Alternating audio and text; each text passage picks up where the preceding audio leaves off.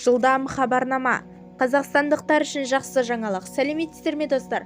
Бізге жазылуды және де бір ғана лайк түймесін басуды ұмытпаңыздар. Қазақстандықтар 3 наурыздан бастап өздерін банкрот деп жариялай алады. Бұл туралы премьер-министр орынбасары қаржы министрі Ерлан Жамаубаев мәлімдеді.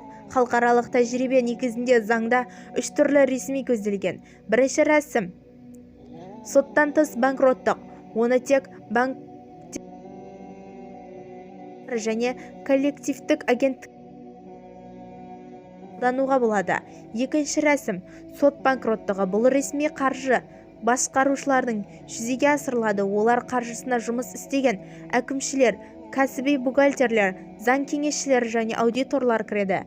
Үшінші ресми төлем қабілеттігін қалпына келтіру. Онда сот арқылы борышты бөліп төлеуге мүмкіндік көзделеді.